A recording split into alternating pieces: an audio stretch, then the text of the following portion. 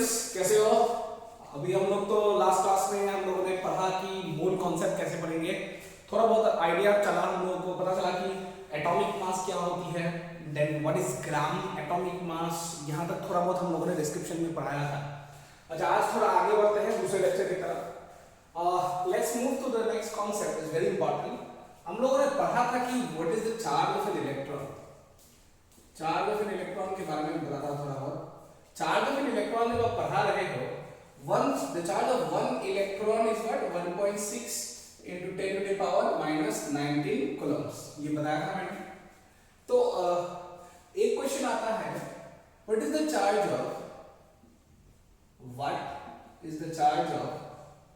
1 mole of electrons? charge of 1 mole of electrons, तो इसका देखते हैं हम लोग। एक इलेक्ट्रॉन का चार्ज कितना हो गया? 1.6 into 10 to the power minus 19 coulombs, ये बताया है हम लोगों ने। तो 1 मोल इलेक्ट्रॉन्स का चार्ज क्या होगा? What is the value of 1 mole? 6 into 10 to the power 23 into 1.6 into 10 to the power minus 19 coulombs। ये कितने इलेक्ट्रॉन का चार्ज है? एक का। ये क्या है? 1 मोल। सो 1 मोल इलेक्ट्रॉन्स का नेट चार्ज मिल चुका है। इसको अगर आप मल्टीप्लाई करें, you get a perfect number is 96487 coulombs। लेकिन इसको बहुत राउंड ऑफ किया जाता है for better calculations in chemistry, use किया जाता है। So that number is 96500 coulombs। सो आज से पता चला कि 1 मोल इलेक्ट्रॉन्स का टोटल चार्ज कितना है? 96500 coulombs। और इसको हम लोग क्या बोलते हैं? 1f। f का मतलब क्या होता है? 1f means 1 Faraday. सबको पता है साइंटिस्ट का नाम है फैराडे, साइंटिस्ट बहुत फेमस है एग्जाम्पल। फैराड और फैराडे अलग है। Faraday is capacitance and Faraday is charge. So 1f means it is the charge of how many moles of electrons?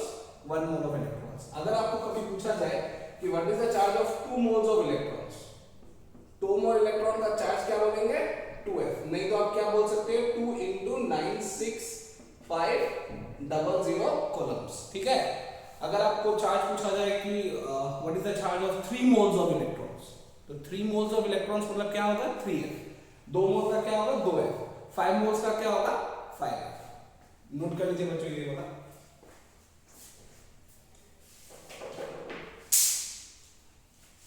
बहुत सारे इंपॉर्टेंट कॉन्सेप्ट्स होंगे, आपको बहुत डिटेल्स में भी पढ़ना होगा ये चीज। चलिए नोट कर लिया होगा। अभी नेक्स्ट वाले टॉपिक पे आगे बढ़ते हैं।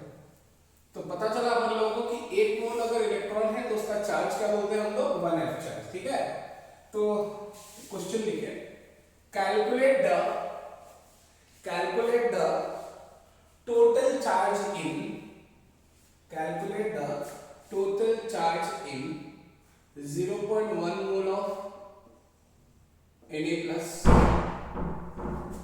फिर 0.3 moles of aluminium 3+, फिर आपका आ गया 0.2 moles of SO4 2-। ऐसे क्वेश्चन आपको दिया जाता है। And then they ask what is the total charge. तो पहला ये क्वेश्चन लिख लीजिए बच्चों, बहुत इंटरेस्टिंग होती है, बहुत इंपॉर्टेंट होती है, आपको डिटेल्स में पढ़ना भी पड़ता है। एक और ले लेता हूँ, 1.5 मोल्स ऑफ FeCN6 ऐसे दिया जाता है। ओके, क्वेश्चन लिख लिया बच्चों। अभी हम लोग एक एक करके सॉल्व करेंगे। इसका देखिए बच्चों।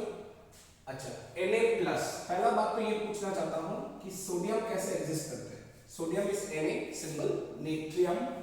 तो सोडियम से अगर सोडियम प्लस बनाना है, अपन लोगों को क्या करना पड़ेगा बच्चों? We have to accept 1 electron और lose 1 electron. We have to lose 1 electron. तो इसीलिए Na से Na+ गया तो कितने इलेक्ट्रॉन लॉस होगा? 1 इलेक्ट्रॉन। अगर 1 इलेक्ट्रॉन है, ध्यान से देखिए, Na से Na+ जाने के लिए कितना इलेक्ट्रॉन चार्ज होगा? 1। तो यहाँ पर चार्ज 1 है into what is the number of moles? 0.1 mole। तो इसको डायरेक्टली अगर आप मल्टीप्लाई करें, you will get the value as 0.1f। ये समझ में आया बच्चों? चार्ज जो आपको मिलेगा मल्टीप्लाइड बाय द मोल्स। दूसरा वाला करते हैं, थोड़ा क्लियर होगा। How much charge is there aluminium 3+, एक बार दिखा देते हैं। एल्यूमिनियम से aluminium 3+ plus 3 electron, correct. Aluminium से एल्यूमिनियम, मेटल एल्यूमिनियम से एल्यूमिनियम 3+ जाने के लिए you have to use the 3 electrons, तो उसी के कारण आपको 3 इलेक्ट्रॉन्स होता है यहाँ पर टोटल ट्रांसफर। तो यहाँ पर चार्ज 3 है तो 3 लिखे into what is the number of moles 0.3। अपन लोगों ने बोला था कि 1 मोल का 1 F होता है, तो 0.3 मोल का कितना होगा बच्चों 0.3 F, तो टोटल कितना आएगा इसका 0.9। फिर 0.2 mole of SO4 2- sulphate 2 negative, charge कितनी है -2 चार्ज है, लेकिन मैग्नीट्यूड मतलब इसका वैल्यू कितना होगा, द वैल्यू और the magnitude how much it is. Negative मतलब माइनस मत पकड़ लो, माइनस मत डालो, minus I told you that's class कि इलेक्ट्रॉन हो प्रोटॉन हो वो साइंस वही दिखाते हैं कि इतना इलेक्ट्रॉन एक्सेप्ट किया या लूज किया गया है। तो in this point 2 negative charge जो है यहाँ पर 2 देंगे हम लोग, और कितना मोल है 0.2 मोल, तो 0.2 F, टोटल कितना आ गया 0.4 F। ठीक है, इसका देखते हैं। ये इस चीज को हम लोग कॉम्प्लेक्स आयन बोलते हैं। ऐसा बहुत सारे आयन्स हम लोग डिटेल्स में पढ़ेंगे, बहुत डिटेल्स अच्छे से पढ़ेंगे। ऐसे कॉम्प्लेक्स आयन्स इसको हम लोग बोलते हैं, we say it as the complex ion. ठीक है, बहुत सारे एलिमेंट्स या चार्ज को मिला जुला के अगर एक बहुत ही स्क्वायर ब्रैकेट में दिया जाता है उसको हम लोग कॉम्प्लेक्स आयन बोलते हैं। फॉर इफ यू ऑब्जर्व इस बाहर में यहाँ पर कितना चार्ज है 4-, तो यहाँ पर कितने मोल है 1.5, तो 4- के लिए 4 और 1.5 मोल्स के लिए यहाँ पर 1.5 F, टोटल कितना आ जाएगा बच्चों 6 F। ठीक है, लिख लीजिए बच्चों। This is how we calculate the charges. Video को पॉज करके आप लोग लिख लीजिए, क्वेश्चन करिए, प्रैक्टिस करना जरूरी है। ठीक है, अच्छा मैं आगे बढ़ता हूँ नेक्स्ट टॉपिक के ऊपर।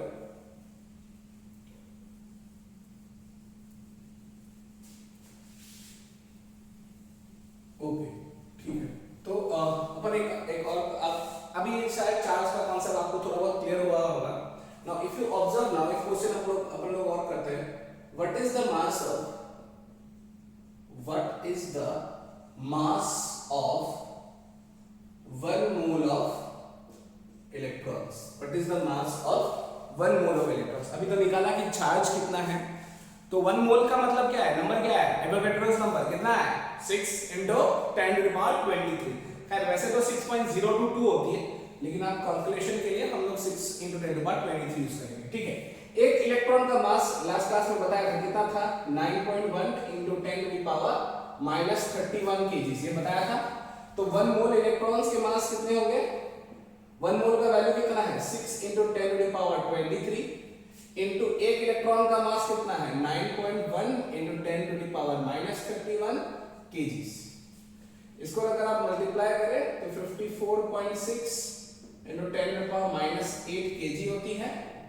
इसको हम लोग 5.46 × 10⁻7 kg भी लिख सकते हैं, और 0.546 × 10⁻6 kg भी लिख सकते हैं। Now what is 10⁻6? 10⁻6 is also known as micro, MICRO, और माइक्रो को कैसे लिखाते हैं मैं दिखा दूंगा इस पॉइंट को। 0.546 म्यू तो याद है रिफ्रैक्टिव इंडेक्स का जो सिंबल था स्नेल्स लॉ में पढ़ते थे क्लास 10 में, तो वो म्यू, ये माइक्रो का भी सिंबल होता है, सो माइक्रो केजी आप ऐसे भी लिख सकते हो। तो 1 मोल का इलेक्ट्रॉन का मास ऐसा कैलकुलेट किया जाता है, लिख लीजिए बच्चों, लिख लिया।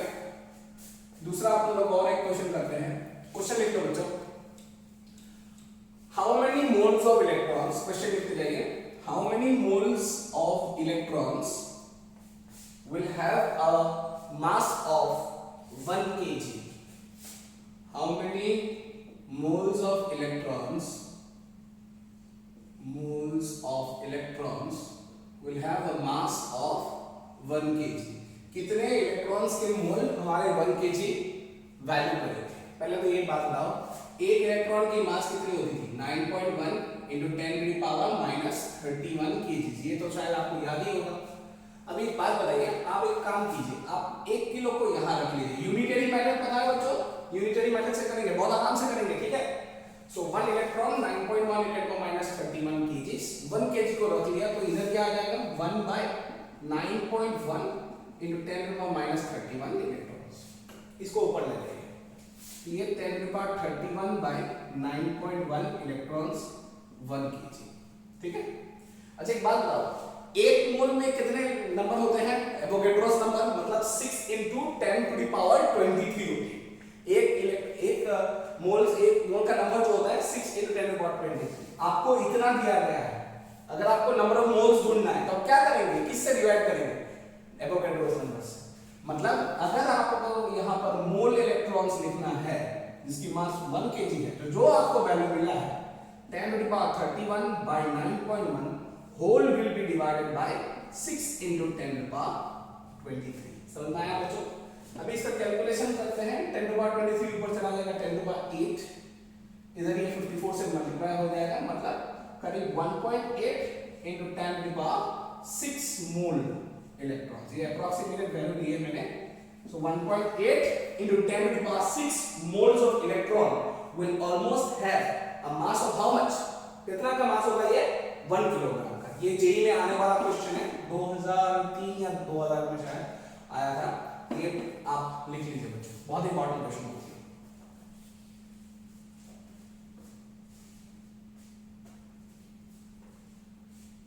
लिख लिया? दूसरा वाला एक अपन लोग क्वेश्चन करते हैं, लिख लीजिए। How many protons, next question लिखिए, how many protons will have a mass of 200 grams? How many protons will have a mass of 200 grams? ठीक है, तो 200 ग्राम का टोटल मास में कितना प्रोटॉन्स होगा? How many protons will have a mass of? Proton कितने होंगे जो टोटल 200 ग्राम देते हैं, ठीक है। अच्छा एक प्रोटॉन की मास कितनी थी याद कीजिए, 1.67 × 10⁻27 kg। ये तो आपको याद आता ही होगा। तो 1.67 × 10⁻27 kg। अब दूसरा ध्यान से देखते हैं, इसमें फिर से मैं 1 kg बना देता हूँ, तो इसमें कैसे आएगा 1/1.67 × 10⁻27 प्रोटॉन्स। इसको ऊपर लेके गया मैं, तो क्या आएगा 10⁻27/1.67 protons will have 1000 grams. 1 kg का मतलब क्या है 1000 ग्राम्स, ठीक है। तो अगर इसको ध्यान से देखें तो क्या इस चीज को मैं 26 करके इधर 10 लिख सकता हूं? Definitely 10⁻27 can be written as 10 × 10⁻26, क्योंकि ऊपर यहां पर क्या होती है 1 होती है। सो 10/1.67 क्या होगा 6 × 10⁻26 प्रोटॉन्स की टोटल मास कितने होंगे 1000 ग्राम। अभी आपको कितना में चाहिए 200 ग्राम में, तो 1 ग्राम में कितना होगा 6 × 10⁻26 डिवाइडेड बाय कितना 10⁻1000 मतलब कितना होगा 3 प्रोटॉन्स। इसका क्या आएगा कैलकुलेशन 6 × 10⁻23 प्रोटॉन्स का मास कितना होगा 1 ग्राम। आपको कितने ग्राम्स में चाहिए थे, आपको कितना ग्राम्स में चाहिए था 200 ग्राम में चाहिए था 200 ग्राम्स। सो 200 ग्राम्स में कितना होगा, you have to multiply this by 200, मतलब 6 × 10⁻25। हाँ इसको 2 से मल्टीप्लाई करते हैं, 3 × 200। So 200 × 6 × 10⁻23 protons will have a mass of how much 200 grams। ठीक है, क्लियर हो गया? लिख लीजिए बच्चों, इंपॉर्टेंट क्वेश्चन होती है, आपको बहुत सारा डिटेल्स में लेना पड़ता है। इसका एक शॉर्टकट भी बताता हूं मैं, बहुत कॉमन चीज है, इसको ध्यान से देखिए। ये किसका हो गया, ये नंबर किसका है मोल, मतलब क्या होगा कि 200 मोल प्रोटॉन के मास कितने होंगे 200 ग्राम। ये बहुत इंपॉर्टेंट क्वेश्चन क्यों होता है, कभी कभी पूछते हैं क्वेश्चन पेपर्स में, मैंने देखा है कहीं पर कि how much is the mass, what is the mass of 600 moles of proton.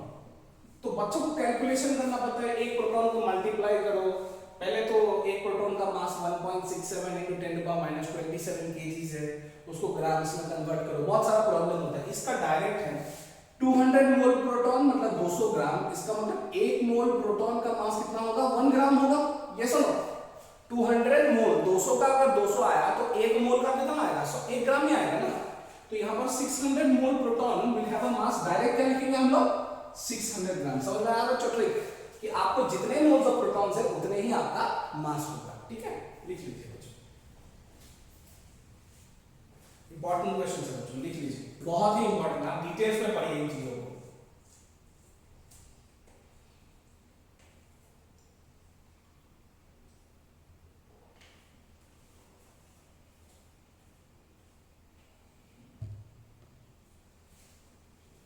लीजिए, अच्छा बात समझ में आ रही है ना बच्चों? आराम से करो, हो जाएगी, कोई दिक्कत नहीं। मोर कॉन्सेप्ट है, सबसे इजी चैप्टर ये भी है, बहुत लोग उसको खतरनाक समझते हैं, मैं तो नहीं समझता आज तक, मेरे का फेवरेट चैप्टर ये। ठीक है, अब आराम से पढ़ो, बिंदास हो जाएगा, कोई दिक्कत नहीं, मैं ना कोई टेंशन लेने का बात ही नहीं। ठीक है, चलो अभी हम लोगों ने बेसिक्स पढ़ लिया। अभी हम लोगों ने लास्ट क्लास में डिस्कस की थी कि ग्राम एटॉमिक मास क्या था।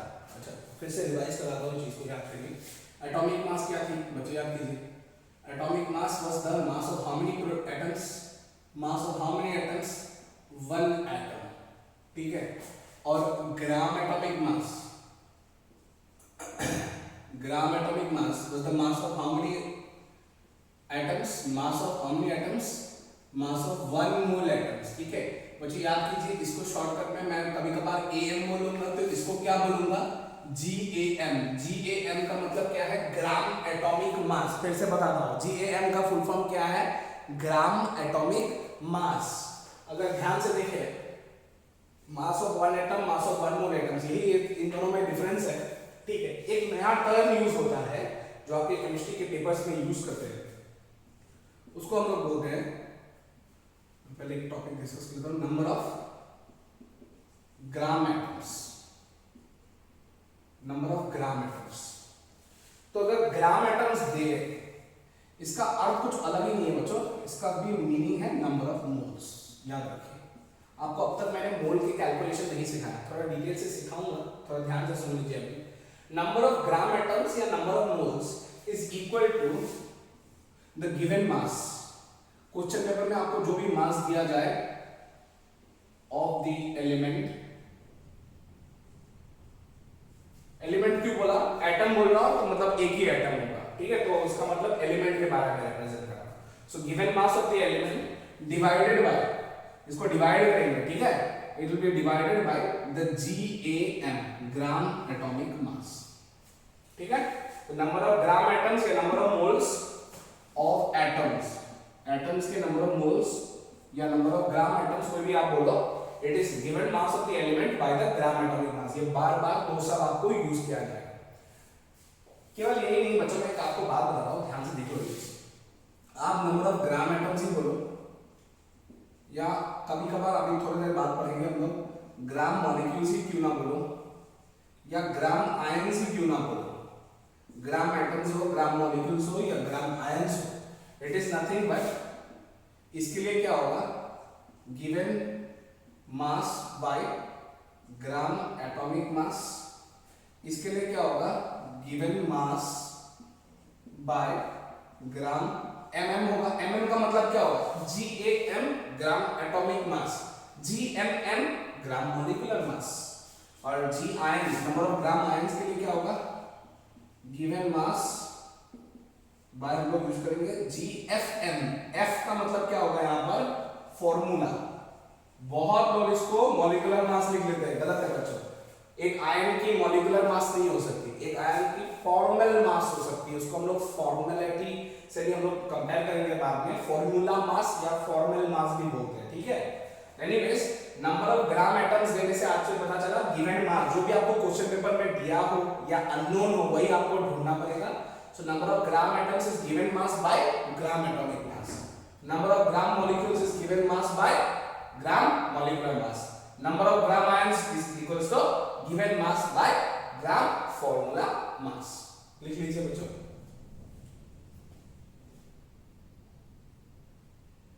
अपन लोग कैलकुलेट करेंगे अभी डिटेल्स। लिख लिया? वीडियो को पॉज करके लिख लीजिए, ठीक है? ठीक है, अगर आपको अभी एटम्स, नंबर ऑफ एटम्स पूछा जाए तो ये ध्यान में रखना है, कुछ चीजें बहुत इंपॉर्टेंट होती हैं। अपन लोगों को क्या पता चला? नंबर ऑफ ग्राम एटम्स क्या है? Given mass by, what is the given mass by क्या होगा? Gram atomic mass. अगर आपको पूछे नंबर ऑफ एटम्स, अब नंबर ऑफ एटम्स पूछे जाए तो यू कैन डायरेक्टली से number of gram atoms, number of gram atoms multiplied by Avogadro's number. ठीक है, number of atoms is equals to number of gram atoms. जितना gram atoms मिला आपको उसको किससे मल्टीप्लाई करना पड़ेगा? एवोगैड्रोस नंबर से। ठीक है, so number of atoms equals to number of gram atoms multiplied by Avogadro's number. Note कर लीजिए, बहुत इंपॉर्टेंट पॉइंट है। ठीक है, एक क्वेश्चन करते हैं हम लोग। क्वेश्चन ऐसा होगा, how many atoms and gram atoms are present in 115 grams of sodium. The atomic mass of sodium is given as 23U. ठीक है, so how many atoms and gram atoms are present in 115 grams of sodium? Atomic mass of sodium कितना गया है? 23U। Atomic mass मतलब कितना atom? एक atom. अगर atomic mass of sodium is 23U तो ग्राम एटॉमिक मास ऑफ सोडियम हम लोग कैसे लिख सकेंगे? 23 ग्राम। इसमें कितने एटम्स? 1 एटम। इसमें कितने एटम्स? 1 मोल एटम्स। ठीक है, तो ठीक है, आपको पता चला 1 मोल एटम्स के ग्राम एटॉमिक मास होती है 23 ग्राम, जिसकी वैल्यू है। ठीक है, अपन लोगों को अभी नंबर ऑफ ग्राम एटम्स पहले निकालना है, तो नंबर ऑफ ग्राम एटम्स कैसे कैलकुलेट करेंगे? So number of gram atoms will be given mass. Mass कितना दिया है पेपर में? 115 पेपर में दिया गया है। ठीक है, 115 grams divided by what is the gram atomic mass of sodium? कितना मिला अपन लोगों को? 23 मिला। सो 23 ग्राम से डिवाइड कर लीजिए, आपको यहाँ पर 5 मिल जाएगा। So how many gram atoms you got? 5। ठीक है, दूसरा क्वेश्चन ये, तो ये आप लोगों का हो चुका है। दूसरा क्या चाहिए? Number of atoms. कितने ग्राम एटम्स मिला? 5। तो नंबर ऑफ एटम्स कैसे कैलकुलेट करेंगे? Number of atoms will be equals to number of gram atoms. Number of formula देखो, नंबर ऑफ ग्राम एटम्स तो क्या है? Avogadro's number. यहां पर नंबर ऑफ ग्राम एटम्स कितना है? 5 इनटू एवोगैड्रोस नंबर मतलब एंड। आप ऐसे भी छोड़ सकते हो, क्वेश्चन पेपर को देखो, ध्यान में देखो क्या पूछा गया है। कभी ऐसे भी एक्सप्रेस कर सकते हैं। अगर टोटल नंबर चाहिए तो आप टेंशन ना लो, आपको पता है ना एक Na की वैल्यू क्या होती है? 6 इंटू 10 टू द पावर 23। मतलब अपन लोगों का आंसर मिल चुका है 30 इंटू 10 टू द पावर 23 या 3 इंटू 10 टू द पावर 24। ठीक है, क्लियर है बच्चों? लिख लीजिए, नंबर ऑफ ग्राम एटम्स पहले कैलकुलेट करो, उसके बाद नंबर ऑफ एटम्स को कैलकुलेट करेंगे।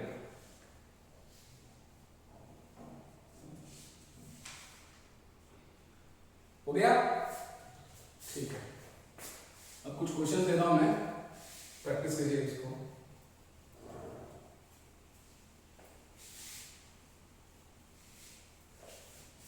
लिखिए, क्वेश्चन लिखिए, find the number of gram atoms. Find the number of gram atoms. Number 1 हम लोग कैलकुलेट करेंगे 1 मिलीग्राम ऑफ हाइड्रोजन। इसको कैसे निकालेंगे?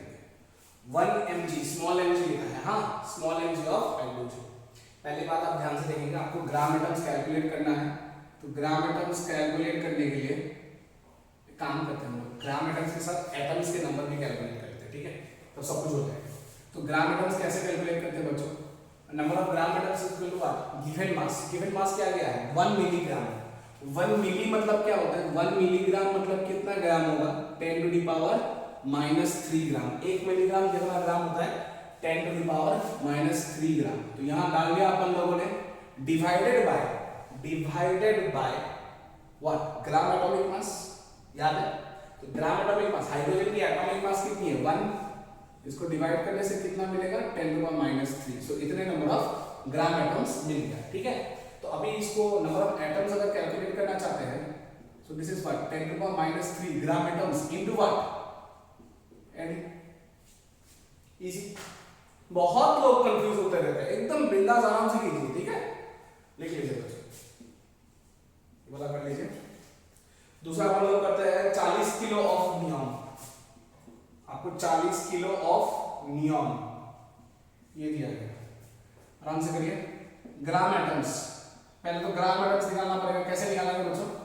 ग्राम एटम्स और नियॉन निकालने के लिए यहाँ पर पहले टोटल मास, कितना मास दिया है पेपर में? 40 किलो, मतलब 40,000 ग्राम डिवाइडेड बाय नियॉन की एटॉमिक मास कितनी होती है? एटॉमिक नंबर 10, एटॉमिक मास कितनी होती है? 20। तो यहाँ पर 20 लिख लिया अपन लोगों ने। डिवाइड कीजिए इसको, एक गया यहाँ पर 2000, तो आपको 2000 ग्राम एटम्स मिले। अभी नंबर ऑफ एटम्स भी कैलकुलेट करेंगे। एटम्स कितना होगा? Number of gram atoms into Na। Na का तो वैल्यू पता है कितना है? 6 इनटू 10 टू पावर 23। लिख लीजिए। ओके, ये वाला। तीसरा करते हैं 71 microgram of chlorine. 71 microgram, mu मतलब क्या होता है? Microgram of chlorine. So in this case gram atoms फिर से कैलकुलेट करते हैं। ग्राम एटम्स कैलकुलेट करने के लिए गिवन मास, मास कितना दिया है? 71 माइक्रो, माइक्रो मतलब -6 ग्राम, ठीक है। 1 माइक्रोग्राम, 1 म्यू ग्राम मतलब 1 microgram is equal to 10 to the power -6 gram divided by what is the atomic mass of chlorine? 35.5। इसको डिवाइड कीजिए 2 इंटू 10 टू पावर -6, ठीक है। 2 into 10 to the power -6। So number of atoms कितने होंगे इसके? बताया ही है, 2 into 10 to the power -6। Clear है? लिख लो।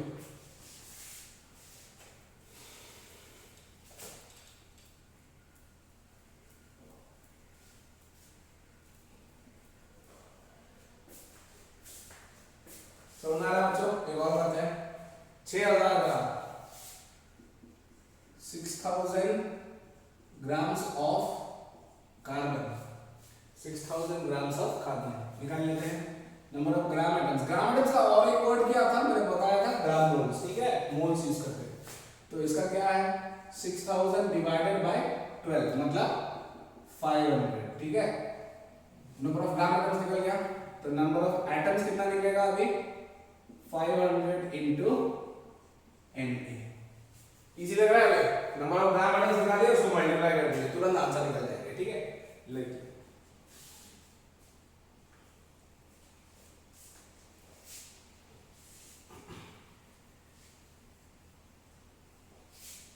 हो गया। अभी एक क्वेश्चन लिखे बच्चों, मैं रिपीट करता हूं।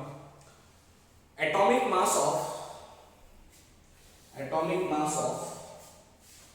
two elements, atomic mass of two elements, capital A and capital B, atomic mass of two elements, capital A and capital B are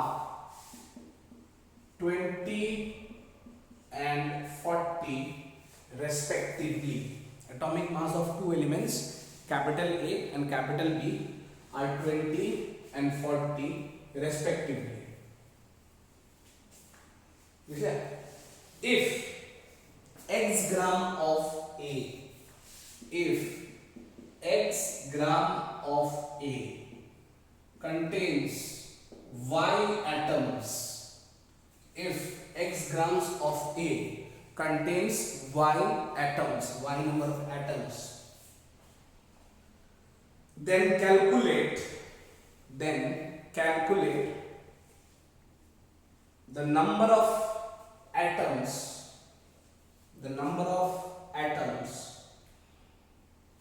present in 2x gram of 2x gram of B. Two elements A and B, इसके atomic mass 20 है, इसके atomic mass 40 है। If x gram of A contains y atoms and if x gram of A contains y atoms, then calculate the number of atoms in 2x grams of B. ठीक है? Okay, काम करते हैं। इस question को थोड़ा ध्यान से सुनिए, मैं आपको 30 सेकंड दे रहा हूँ, सोचिए थोड़ा क्या क्या रिलेशन कर सकते हैं, आप लोग कैसे मिला सकते हैं, सोचिए थोड़ा। इजी है, 3 टर्म तो टफ तो है नहीं इस पॉइंट पे। सोचा? कुछ सोचा? टेंशन आ रहा है? आराम से करेंगे, टेंशन मत लीजिए। ग्राम एटम से अगर आपको ऐसे नंबर ऑफ एटम्स कैलकुलेट करने देना, मैं हमेशा ग्राम एटम से ही करता हूं। इससे आपको बहुत सावधानी इजीली हो जाती है, बहुत सावधान से बहुत इजीली हो जाती है। देखते हैं कैसे करते हैं इसको। ओके, ध्यान से देखिए भाई। तो A and B are two elements 20 and 40. X gram of A contains Y atoms, 2x grams of B contains कितने एटम्स? तो पहले काम करते हैं हम लोग, अपन लोगों को एक चीज पता है, you know we can calculate the number of atoms in A या number of gram atoms। पहले तो ग्राम एटम निकाल सकते हैं, ठीक है? तो number of gram atoms of A, A का कैसे निकलेगा? गिवन मास कितना है? x divided by 20. So this is the number of gram atoms. अच्छा, एक बात बताओ, अगर number of gram atoms of A is x by 20, तो what will be the number of atoms of A? Atoms of A will be how much? x by 20 into क्या आएगा? Na आएंगे, ठीक है? Number of atoms of A आएंगे x by 20 into Na। अब बताओ, इसका बताया क्या था क्वेश्चन में कि x gram of A contains y atoms। अच्छा, x by A मतलब नंबर ऑफ ग्राम एटम्स निकाल लिया अपन लोगों ने, फिर अपन लोगों ने ग्राम एटम से क्या निकाला? एटम्स, और वो क्या वैल्यू मिला? x by 20 of Na। तो इसका मतलब ये टोटल नंबर ऑफ एटम्स है, जो कि क्या दिया गया है हम लोग क्वेश्चन पेपर में? y। तो this will be equal to what? y। Ultimately अपन लोगों को एक इक्वेशन मिला है कि x by 20 into Na becomes equal to y। ये एक थोड़ा सा हिंट मिला है अपन लोगों को, ठीक है? दूसरा क्वेश्चन ध्यान से देखते हैं, इसका लेते हैं b का। तो एक काम करो, इसका भी ग्राम एटम्स निकालो, number of gram atoms of b निकाल लेते हैं। b की मास कितनी दी है? क्वेश्चन पेपर में मास कितना लिया है? 2x। इसको एटॉमिक ग्राम एटॉमिक मास से डिवाइड करना पड़ता है, कितना मिला आप लोगों को? 40। क्वेश्चन पेपर में ये भी दिया है। इसको डिवाइड करते हैं आपको क्या मिल जाता है? x by 20। कुछ मिल रहा है सामने, देखो कुछ सेम आ रहा है यहाँ पर दोनों वैल्यूज। तो in this case number of atoms of B will be what? x by 20 into Na। मतलब जितना अपन लोगों को A में मिला था नंबर ऑफ एटम्स, उतना ही B में भी एटम्स मिला, करेक्ट? देखो number of gram atoms of A में कितना मिला था? x by 20, क्योंकि x मास थी, atomic mass 20। Number of gram atoms B में कितना मिला? twice x मास थी, एटॉमिक मास 40। डिवाइड करते ही अपन लोगों को क्या मिला? x by 20 into Na। ये वाला वैल्यू और ये वाला वैल्यू सेम हो गया, मतलब इसकी वैल्यू भी क्या होगी? y। क्यों y होगी? क्योंकि यहां पर अपन लोगों को पता ही है x by 20 of Na क्या है? y। So the total number of atoms in B will also be 40, sorry 1। ठीक है, समझ में आया? ठीक है, अगले क्लास में हम लोग मॉलिक्यूल को डिस्कस करेंगे। मॉलिक्यूल डिस्कस करने के बाद हम लोगों को पता चलेगा थोड़ा डिटेल्स में कि मॉलिक्यूलैरिटी क्या आती है, क्या नहीं आती है। तो कैसा लगा बच्चों, कमेंट करिए और सब्सक्राइब करते रहिए। नोटिफिकेशंस मिलते ही आप लोग पढ़ाई कीजिए, डिटेल्स में पढ़िए, एनसीईआरटी के टेक्स्ट बुक्स को खोल के देखिए। बच्चों याद रखिए, कोई भी कोचिंग कुछ भी चीज बोलेगा, एनसीईआरटी नहीं छोड़ना है, कभी भी एनसीईआरटी नहीं छोड़ना है, because that is the most basic text book. ठीक है बच्चों, तो सब्सक्राइब करते जाइए, क्लास करते जाइए। आपको अच्छा लगा तो डेफिनेटली कमेंट सेक्शन में आप मुझे बोलिए, और कोई भी डाउट्स हो तो आप लोग मुझे डायरेक्टली यूट्यूब पे भी पूछ सकते हो। ठीक है, थैंक यू।